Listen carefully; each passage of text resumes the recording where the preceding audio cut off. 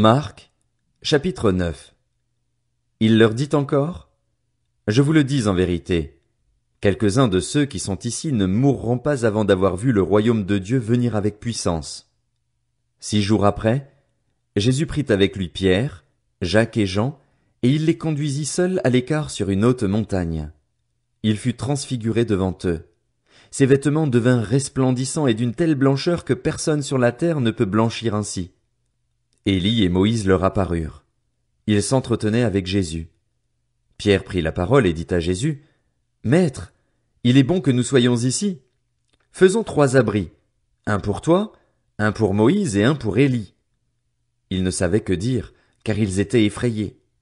Une nuée vint les couvrir, et de la nuée sortit une voix: Celui-ci est mon fils bien-aimé. Écoutez-le. Aussitôt les disciples regardèrent tout autour, et ils ne virent plus que Jésus seul avec eux. Comme ils descendaient de la montagne, Jésus leur recommanda de ne dire ce qu'ils avaient vu à personne jusqu'à ce que le Fils de l'homme soit ressuscité.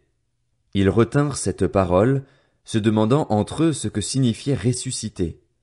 Puis ils lui posèrent cette question: Pourquoi les spécialistes de la loi disent-ils qu'Élie doit venir d'abord?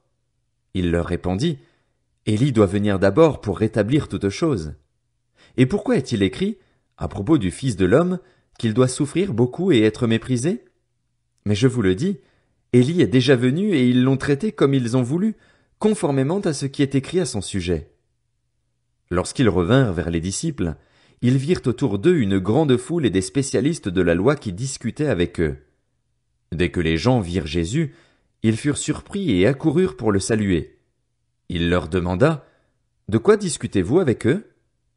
Un homme de la foule lui répondit: Maître, je t'ai amené mon fils qui a un esprit muet. Partout où l'esprit s'empare de lui, il le jette par terre. L'enfant écume, grince des dents et devient tout raide.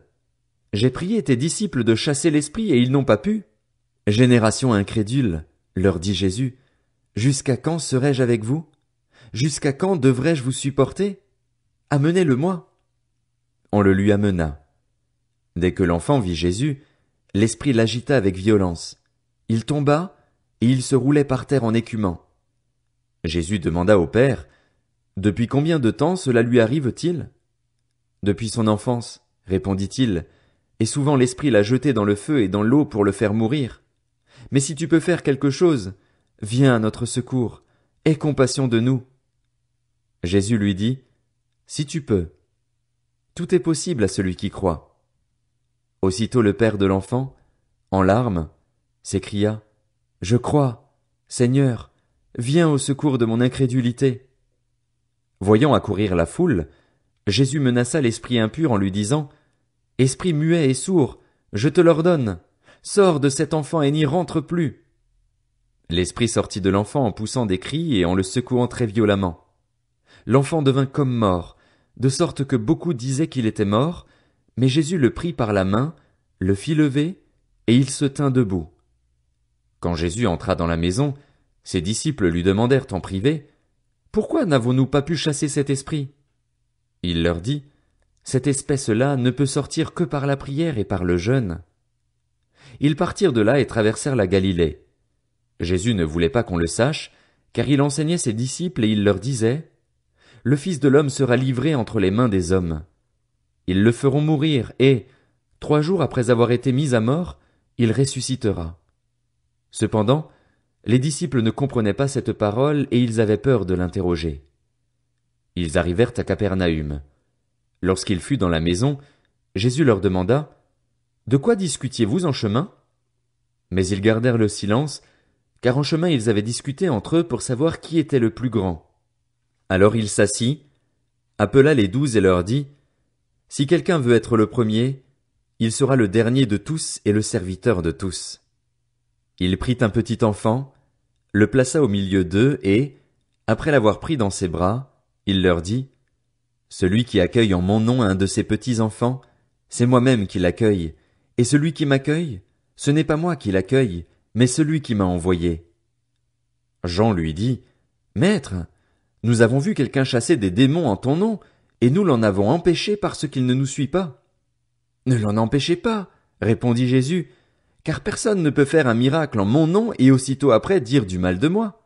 En effet, qui n'est pas contre nous est pour nous. Et celui qui vous donnera à boire un verre d'eau en mon nom, parce que vous appartenez à Christ, je vous le dis en vérité, il ne perdra pas sa récompense. Mais si quelqu'un fait trébucher un seul de ces petits qui croient en moi, il vaudrait mieux pour lui qu'on attache à son cou une grosse meule de moulin et qu'on le jette à la mer. Si ta main te pousse à mal agir, coupe-la. Mieux vaut pour toi entrer manchot dans la vie que d'avoir les deux mains et d'aller en enfer, dans le feu qui ne s'éteint pas, là où le ver ne meurt pas et où le feu ne s'éteint pas. Si ton pied te pousse à mal agir, coupe-le. Mieux vaut pour toi entrer boiteux dans la vie que d'avoir les deux pieds et d'être jeté en enfer, dans le feu qui ne s'éteint pas, là où le ver ne meurt pas et où le feu ne s'éteint pas. Et si ton œil te pousse à mal agir, arrache-le. Mieux vaut pour toi entrer dans le royaume de Dieu avec un seul œil que d'avoir deux yeux et d'être jeté dans l'enfer de feu, là où le ver ne meurt pas et où le feu ne s'éteint pas. En effet, tout homme sera salé de feu et tout sacrifice sera salé de sel. Le sel est une bonne chose, mais s'il perd sa saveur, avec quoi la lui rendrez-vous? Ayez du sel en vous-même et soyez en paix les uns avec les autres.